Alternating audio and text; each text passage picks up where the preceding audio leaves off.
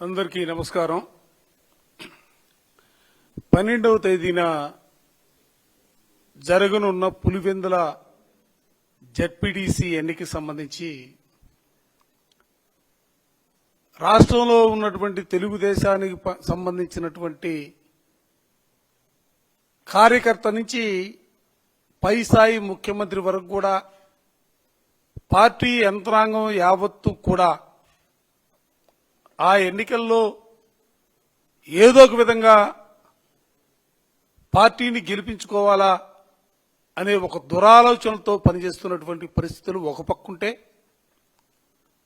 మరో పక్క చట్టాన్ని కాపాడవలసినటువంటి పోలీస్ అధికారులు కాకి చొక్కాలను పక్కన పెట్టి తెలుగుదేశానికి సంబంధించినటువంటి పచ్చ చొక్కాలను ధరించి వైఎస్ఆర్ కాంగ్రెస్ పార్టీకి సంబంధించినటువంటి నాయకుల్ని ఇబ్బందులు పెడుతున్నటువంటి వైనం కానీ, భయపెడుతున్నటువంటి పరిస్థితులు కానీ, అక్రమ కేసులు బనాయించి జైల్లో పెట్టాలని వాళ్ళ ఆలోచనలు కానీ, చివరికి ప్రజల్లో మార్పు లేదు. ప్రజలంతా కూడా, ఎందుకంటే పులివెందుల ప్రాంతంలో అది ఒక వైఎస్ఆర్ కాంగ్రెస్ పార్టీకి కంచుకోటగా ఉన్నటువంటి పరిస్థితుల్లో ప్రజా తీర్పు మనకు అనుకూలంగా రాదు, ప్రజల్ని ఏదో ఒక విధంగా భయపెట్టి వాళ్ళని ఎన్నికలకు రాకుండా చేసి గెలుపొందాలనే ఆలోచనతో చివరికి వైఎస్ఆర్ కాంగ్రెస్ పార్టీకి సంబంధించినటువంటి నాయకులపైన దాడులు చేసినటువంటి వైనం, చివరికి బలహీన వర్గాలకు సంబంధించినటువంటి నాయకుడు శాసనమండలి సభ్యుడైనటువంటి రమేష్ యాదవ్ పైన హత్యాయత్నానికి ఒడిగూడినటువంటి వైనం కూడా యావత్తు ప్రజానీకం కూడా, ముఖ్యంగా ఆంధ్ర రాష్ట్ర ప్రజానీకం చూసినటువంటి పరిస్థితులు కూడా ఈ సందర్భంగా గుర్తు చేస్తా ఉన్నా. మరోపక్క వీళ్ళకి తోడుగా రెవెన్యూ యంత్రాంగం యావత్తు కూడా ఒకటే మాట, ఏదో ఒక విధంగా తెలుగుదేశాన్ని గెలిపించమని మాకు పైనుంచే ఒత్తిళ్లు ఉన్నాయి, ఆ ఒత్తిళ్లకు అనుగుణంగా మేము పనిచేస్తున్నామని వాళ్ళు కూడా నిస్సిగ్గుగా పనిచేస్తున్నటువంటి పరిస్థితులు కూడా కనిపిస్తా ఉన్నాయి. నిజంగా ఏమిటి దౌర్భాగ్యం అని అడుగుతా ఉన్నా. సహజంగా రాష్ట్రంలో, దేశంలో అనేకమైనటువంటి ఉప ఎన్నికలు జరుగుతూ ఉంటాయి. ఎక్కడైనా ఎప్పుడైనా ఇటువంటి పరిస్థితులు అసలు ఉన్నాయని విన్నామా? ఎప్పుడో 2 దశాబ్దాల కిందట బీహార్ ఆ ప్రాంతంలో ఈ విధమైనటువంటి పరిస్థితులు ఉన్నాయని కదలగదలుగా చెప్పుకున్నటువంటి పరిస్థితులు.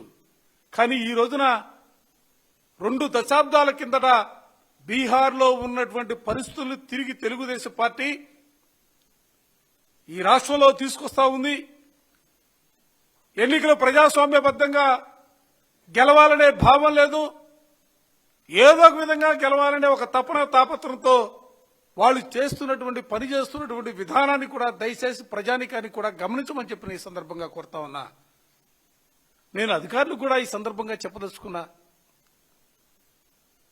సహజంగా అధికారంలోకి పార్టీలు వస్తా ఉంటాయి, పోతా ఉంటాయి. 2014 నుంచి 19 వరకు తెలుగుదేశం పార్టీ ఈ రాష్ట్రంలో పనిచేస్తే 19 నుంచి 24 వరకు వైఎస్ఆర్ కాంగ్రెస్ పార్టీ ఈ రాష్ట్రంలో అధికారం చేపట్టింది. తిరిగి 2024లో తిరిగి తెలుగుదేశం పార్టీ అధికారం చేపట్టిన తర్వాత జరుగుతున్నటువంటి పరిణామాల మీద నేను మాట్లాడుతా ఉన్నా. కొంతమంది అధికారులు ప్రత్యేకంగా చెప్పదలుచుకున్నా, అందరని చెప్పను కానీ కొంతమంది అధికారులు మితిమీరినటువంటి ఉత్సాహంతో పనిచేస్తా ఉన్నారు. ప్రజాస్వామ్యానికి ఇది మంచి పద్ధతి కాదు. ప్రభుత్వాలు మారుతా ఉంటాయి, నాయకులు మారుతా ఉంటారు, కానీ అధికారులుగా శాశ్వతంగా ఈ వ్యవస్థలను కాపాడవలసినటువంటి బాధ్యత మీ భుజస్కంధాలపైన ఉంది. దయచేసి ఇటువంటి సాంప్రదాయానికి, ప్రజాస్వామ్యానికి విఘాతం కలిగే ఈ సాంప్రదాయానికి దయచేసి మీరు భాగస్వాములు కావద్దని పదే పదే మీ అందరికీ కూడా విజ్ఞప్తి చేస్తా ఉన్నా. అసలు ఎక్కడైనా కూడా విన్నామా? ఎన్నికలకు సంబంధించినటువంటి ప్రక్రియ మొదలు పెడితే పోలింగ్ కేంద్రాలు సహజంగా ప్రజలకు అందుబాటులోకి, ప్రజలు ఇంటి నుంచి పోలింగ్ కేంద్రానికి వెళ్లి ఓటు హక్కు వినియోగించుకునే పరిస్థితులు ఉండాలా? అంటే పోలింగ్ కేంద్రాలు కూడా చాలా దగ్గరగా ఉండాలా?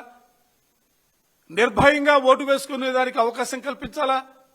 కానీ ఇవాళ ఎంత సిగ్గుమాలిన చర్య పులివెందుల్లో మీరు ఇవాళ చేస్తా ఉంది. పోలింగ్ కేంద్రాలు మారుస్తారా? అసలు ఎటుపోతా ఉంది ఈ ప్రజాస్వామ్యం? అంటే ఒక్క పులివెందుల ఎన్నికలతోనే, అక్కడ గెలుపోవడంతోనే ఈ రాష్ట్రంలో ఉన్నటువంటి రాజకీయ పరిణామాలు తారుమారుతాయా? ఆ మాత్రం ఇంగిత జ్ఞానం లేదా? ఓటు ఉన్నటువంటి ప్రతి ఒక్కరు కూడా నిర్భయంగా వాళ్ళ ఓటు హక్కును వినియోగించుకోవాలా? ఆ వినియోగించుకోవడానికి సంబంధించి ప్రభుత్వ పరంగా అన్ని సౌకర్యాలు కూడా కల్పించవలసినటువంటి పరిస్థితులు ఉంటాయి. ఇవాళ మీరు చేసిందేంటి? 6 పోలింగ్ కేంద్రాలను మార్చేశారు. 6 పోలింగ్ కేంద్రాలని. అసలు ఎన్ని ఓట్లు ఉన్నాయి అక్కడ?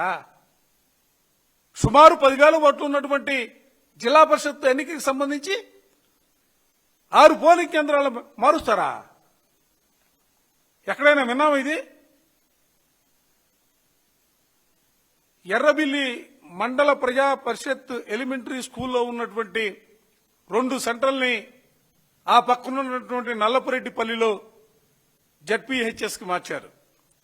నల్లగొండ వారిపాలెంలోని మండల ప్రజా పరిషత్ ఎలిమెంటరీ స్కూల్ సెంటర్ కూడా నల్లపురెడ్డి జడ్పీహెచ్ కి మార్చారు.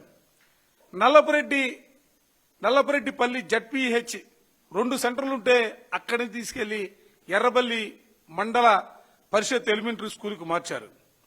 అదే నల్లపురెడ్డిపల్లి జడ్పీహెచ్ లో ఉన్నటువంటి మరో సెంటర్ ని నల్లగొండు వారిపల్లికి ఎలిమెంటరీ స్కూల్ కు మార్చారు. అసలు ఎంత అధికార దుర్వినియోగం! అసలు ప్రజాస్వామ్యంలో ఎన్నికల ప్రక్రియ అయిన తరువాత ఈ విధంగా అంటే మార్చడం అంటే ఏదో పక్కన ఉన్నటువంటి గ్రామాలు కలిసి ఉంటే మార్చినటువంటి పరిస్థితి కాదు. ఎర్రబల్లి నుంచి నల్లపురెడ్డిపల్లికి 2 కిలోమీటర్ల దూరం ఓటు వేయాలంటే 2 కిలోమీటర్లు నడిచి వెళ్లి ఓటు వేయాల్సినటువంటి పరిస్థితులు ఉంటాయి. నల్లగొండు వారు పల్లి నుంచి అదే నల్లపురెడ్డిపల్లికి 4 కిలోమీటర్ల దూరం ఉంటుంది. అంటే అసలు ఓటు వేయాలని కోరుకుంటా ఉన్నారా? అసలు ఓట్లు మీరు ఎవరు వేయద్దు, మేమే వేసుకుంటాం, మీరు ఓటుకి రావాల్సినటువంటి అవసరం లేదు, ఇక్కడ ప్రజాస్వామ్యం లేదు, ఈ రాష్ట్రంలో ప్రజాస్వామ్యం లేదు, డాక్టర్ బిఆర్ అంబేద్కర్ గారు రచించినటువంటి రాజ్యాంగం లేదు, ఆ విధానాలు లేవు, ఆ సూత్రాలు లేవు, ఇక్కడ మాకు వర్తించో, మాకున్నదల్లా కూడా రెడ్ బుక్ రాజ్యాంగం, ఆ రెడ్ బుక్ రాజ్యాంగం ద్వారానే మేము శాంతి పద్ధతులు పరిరక్షించే కార్యక్రమం కానీ ఇట్లాంటి ఓట్లు వేసే కార్యక్రమాన్ని తీసుకున్నప్పుడు మా ఇష్టం వచ్చినట్లుగా మేము నిర్ణయాలు తీసుకుంటాం, ఆ నిర్ణయాలకి మీరు కట్టుబడి ఉండాలా, మీరు ఎవరు కూడా ఓటుకు రావాల్సినటువంటి అవసరం లేదు అనే భావంతో, దురహంకారంతో ఇవాళ ఈ నిర్ణయాన్ని తీసుకున్నటువంటి పరిస్థితులు. అందుకే మేము ఎన్నికల కమిషన్కి వెళ్ళాము. ఇప్పుడే ఎన్నికల కమిషనర్ గారు లేకపోతే అక్కడ ఉన్నటువంటి అసిస్టెంట్ సెక్రటరీ మూర్తి గారిని కలిసి వివరంగా చెప్పాం.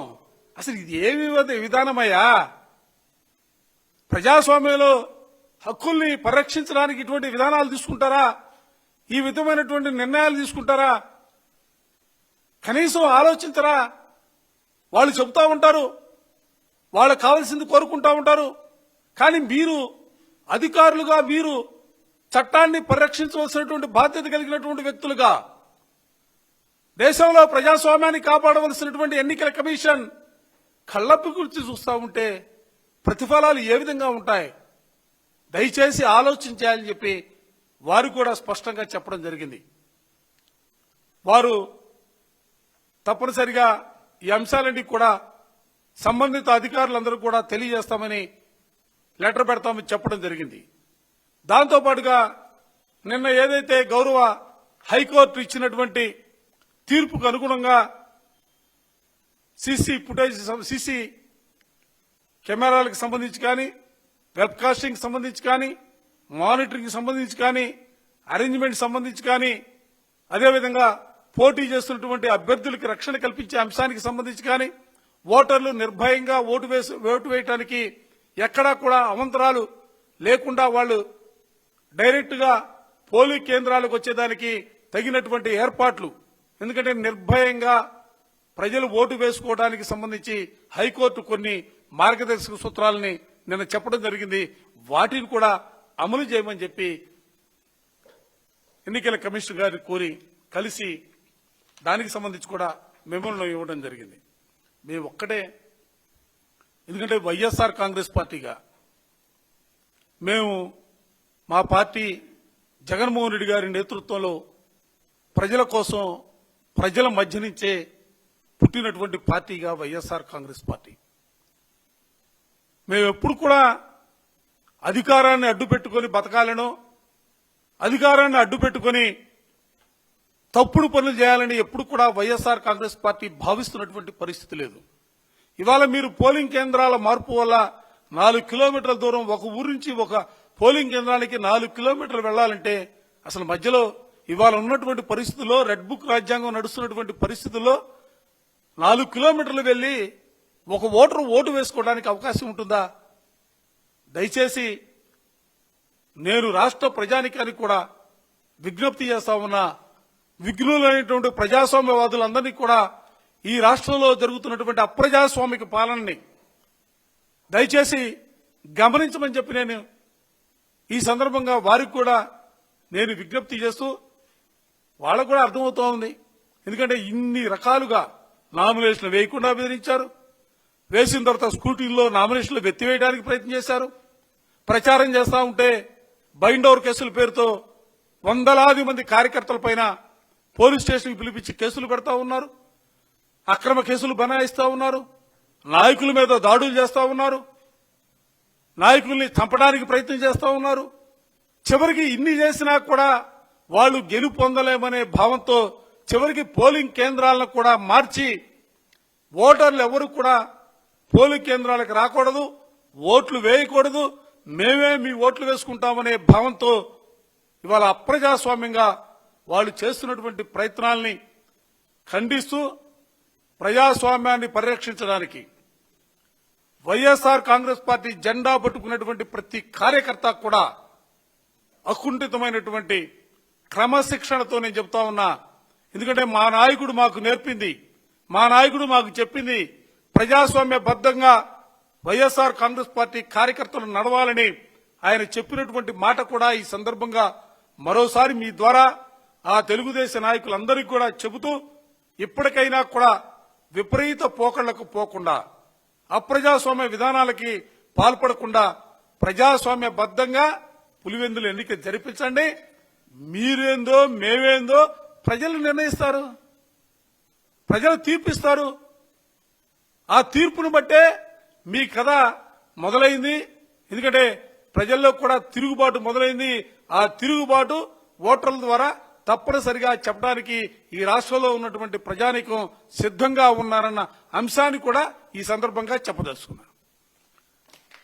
పార్టీ నాయకులకు మాత్రమే కాదు, ఆయా గ్రామాలలో ఉన్నటువంటి వైఎస్ఆర్ కాంగ్రెస్ పార్టీ కార్యకర్తలందరికీ కూడా వందలాది మంది కార్యకర్తలకి బైండ్ ఓవర్ పేరుతో నోటీసులు ఇచ్చి ఉదయం నుంచి సాయంత్రం వరకు కూడా పోలీస్ స్టేషన్లోనే కూర్చోబెడుతున్నటువంటి పరిస్థితులు.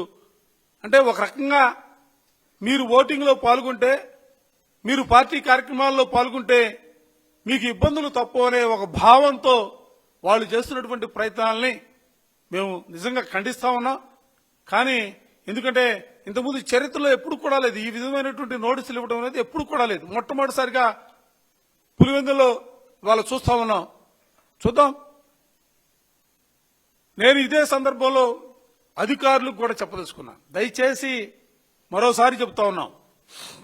ఎందుకంటే చట్టాన్ని పరిరక్షించవలసినటువంటి వ్యక్తులు మీరందరూ కూడా.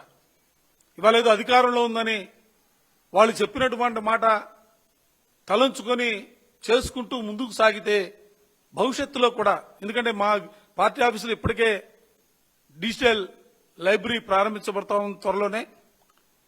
ఎవరైతే చట్టానికి వ్యతిరేకంగా పనిచేస్తారో, ఎవరైతే చట్టాన్ని తుంగలో దొక్కుతారో వారందరినీ కూడా ఈ రాష్ట్రంలో వైఎస్ఆర్ కాంగ్రెస్ పార్టీ అధికారంలోకి వచ్చిన తర్వాత తప్పనిసరిగా చట్టం ముందు నిలబెట్టి న్యాయ సూత్రాలకు అనుగుణంగా ప్రతి ఒక్కరిపైన కూడా చర్యలు తీసుకునే కార్యక్రమం ఉంటుందన్న అంశాన్ని కూడా ఈ సందర్భంగా మీ ద్వారా చెప్తా ఉన్నాను.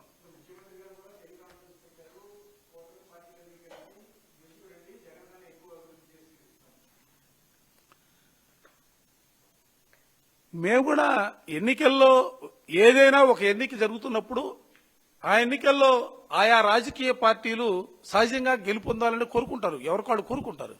కానీ ఇక్కడ దుర్మార్గం ఏంటంటే ప్రజాస్వామ్యబద్ధంగా గెలవాలనే ఆలోచన వాళ్ళకి లేదు. కూటమి పార్టీలు 3 పార్టీలు ఉన్నాయి, వాళ్ళంతా కలిసే పోటీ చేస్తా ఉన్నారు. ప్రజాస్వామ్యబద్ధంగా రమ్మని అడుగుతా ఉన్నాం. మేము ఒక్కళ్ళమే వైఎస్ఆర్ కాంగ్రెస్ పార్టీగా సింగిల్ పార్టీగా మా అభ్యర్థి పోటీ చేస్తా ఉన్నాడు, మీరు కట్టగట్టుకుని వస్తా ఉన్నారు. మీరు ప్రజల మధ్యకి రండి, ప్రజల్ని ఓట్లు అడగండి, ప్రజలను తీర్పు కోరండి. ఆ తీర్పు ద్వారా ప్రజాస్వామ్యాన్ని కాపాడండి. నిజంగా మీకు నిజంగా అటువంటి గెలుపొందే పరిస్థితిలో ఉంటే ఇంతటి దుస్సాహసానికి ఎందుకు ఒడిగడతారు? దాడులేంటి, కేసులేంటి, పోలింగ్ కేంద్రాలు మార్పేంటి? ఇంకా 3-4 రోజుల టైం ఉంది, ఇంకెన్ని చేస్తారో, ఇంకెన్ని వినాల్సి వస్తుందో. ప్రజాస్వామ్యానికి ఇది మంచి పద్ధతి కాదు. దయచేసి మరోసారి మీ ద్వారా కూడా చెప్పదలుచుకున్నా, ఇది మంచి పద్ధతి కాదు.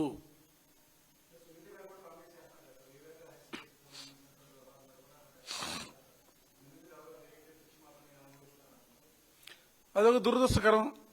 ఎన్నికలు ఎప్పుడు ఈ రాష్ట్రంలో ఎన్నికలు వచ్చినప్పుడు సునీతమ్మ గారు బయటకు వస్తారు.